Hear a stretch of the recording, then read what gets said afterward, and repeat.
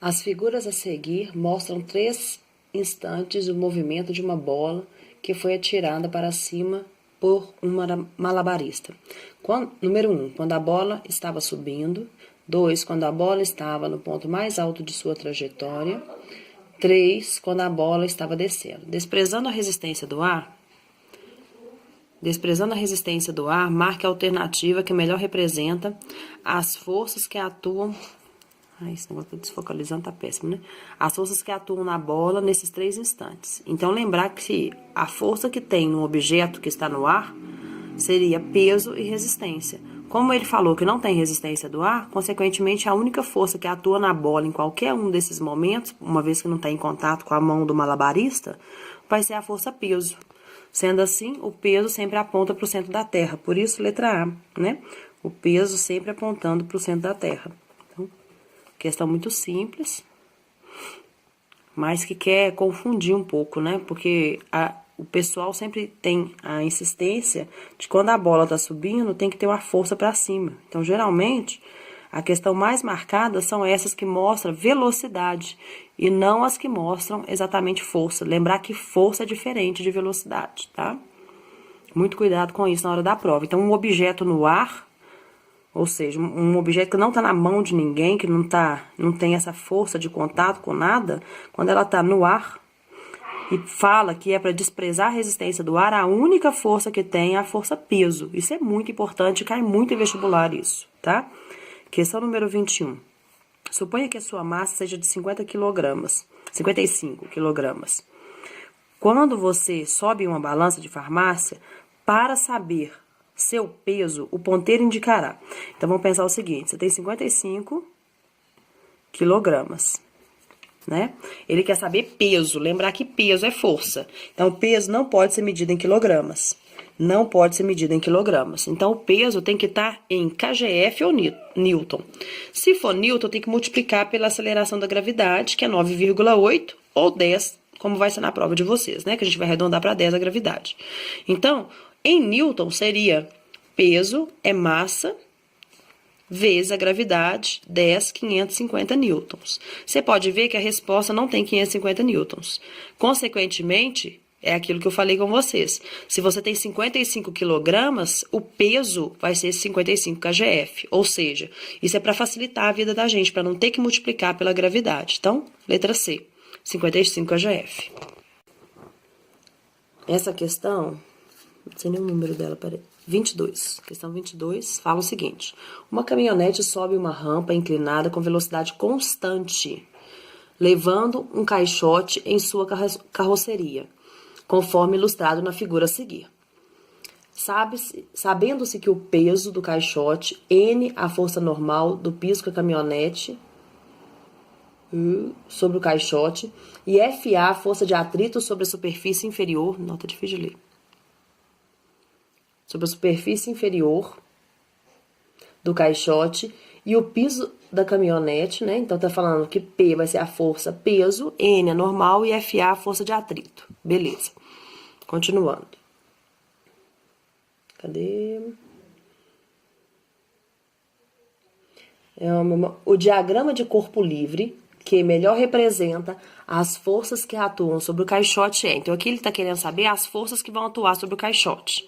Então, as forças, ele já falou, na verdade, né? Ele quer saber quais dessas aqui indicam o diagrama correto. Bom, lembrar que peso é uma força que aponta para o centro da Terra. Então, apesar de estar inclinado, a força peso não vai estar inclinada. Ela vai ser exatamente para o centro da Terra. Ou seja, a força peso... Deixa eu ver se dá para enxergar aqui melhor. A força peso, ela aponta exatamente para o centro da Terra, né? Ou seja, o centro da Terra tá para cá.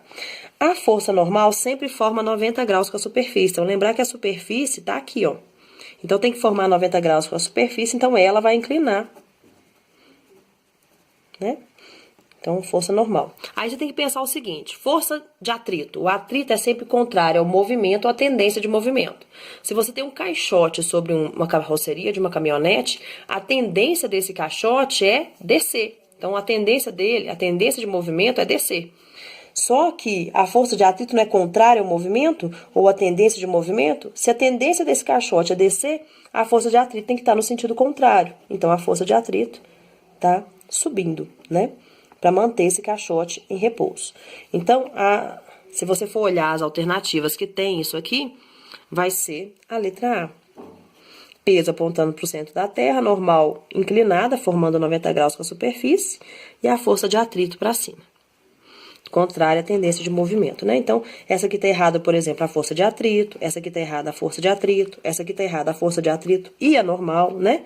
Essa aqui também tem o peso, né, que tá errado, que ele não tá exatamente pro centro da Terra. Esse aqui o peso tá errado, porque não tá exatamente pro centro da Terra. Por isso que é letra A.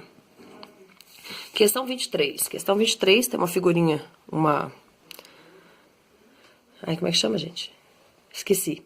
Um quadrinho do Garfield, que fala o seguinte, a balança, né, o peso é 200 gramas. Aí ele come o sanduíche, aí fala, você ganhou 30 quilos. Aí Garfield vai e pensa, a vida não é justa. Bom, a balança está equivocada em relação à indicação que deve dar ao peso do sanduíche. Na tira apresentada, a indicação correta para o peso do sanduíche deveria ser. Então, você pode ver que nas alternativas eu tenho newton e quilograma. E grama, né? Então, quilograma e grama não são unidades de peso. Lembrar que peso é medida em newton kgf. Então, já elimino essas duas aqui que não podem ser. Então, vamos pensar o seguinte. Ele fala que, na verdade, isso não é peso, né? Isso é massa. A massa é 200 gramas. Tem que lembrar que massa tem que estar em quilogramas. Então, quando eu falo 200 gramas, vamos lembrar aí, ó.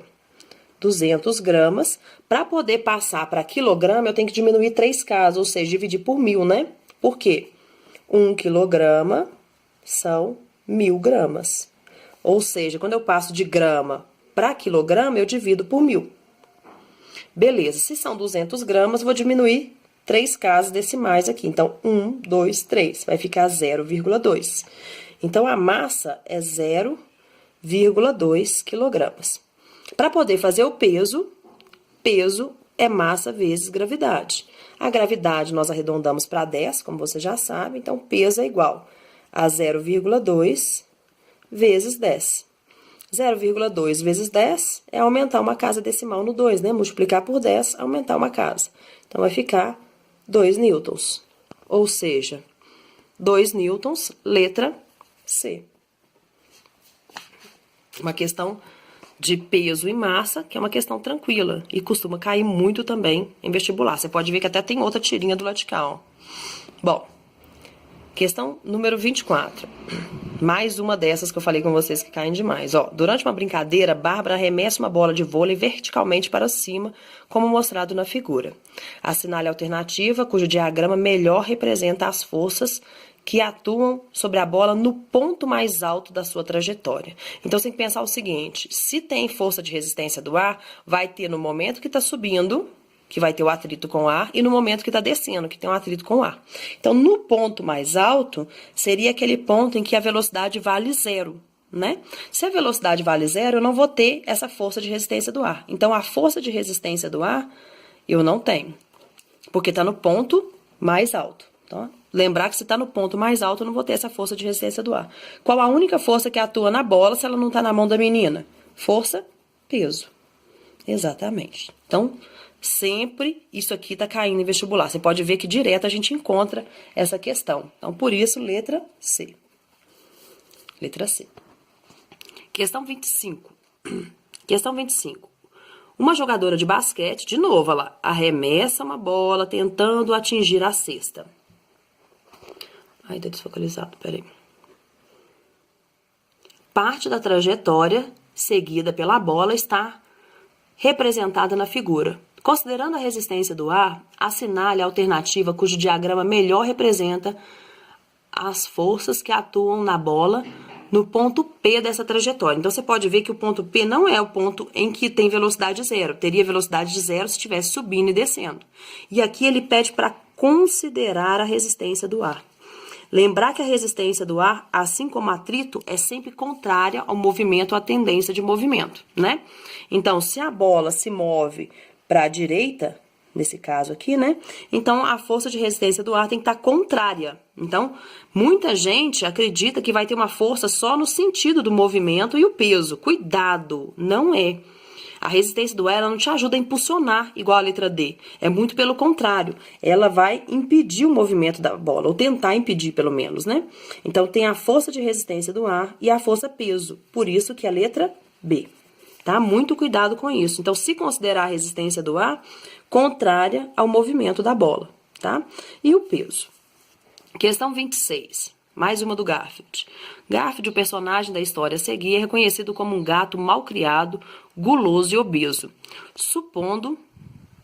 Suponha que o bichano esteja na terra e que a balança utilizada por ele esteja em repouso apoiada no solo horizontal. Diga que não... Desculpa, é a tirinha. Diga que não sou gordo. Tá, você não é gordo. Obrigado. O que a gente não é capaz de fazer sob pressão? Considere que na situação de repouso sobre a balança, Garfield exerce sobre ela uma força de compressão. Eita, tá desfocalizando demais. Uma força de compressão de intensidade de 150 newtons. A respeito do descrito, são feitas as seguintes afirmações. 1. O peso do Garfield na Terra... Ai, terra com letra minúscula, nossa. Peguei esse vestibular, viu? Que é isso? O peso de Garfield na Terra tem intensidade de 150 newtons. Bom, então se você pensa que ele está comprimindo a balança e está em repouso, então, consequentemente, o peso dele realmente é 150 newtons. Por isso, essa alternativa é verdadeira. Não tem ninguém para segurar a folha, então tem que segurar o celular e a folha, tá difícil. 2.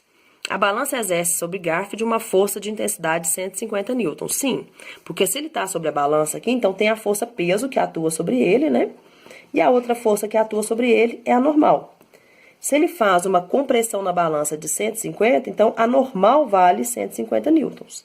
E se a normal vale 150, o peso também, porque ele não está em movimento aqui na vertical. Ou seja, a normal anula o peso e vice-versa. Consequentemente, a número 2 também está correta, né? A balança também exerce uma força de 150 newtons sobre Garfield.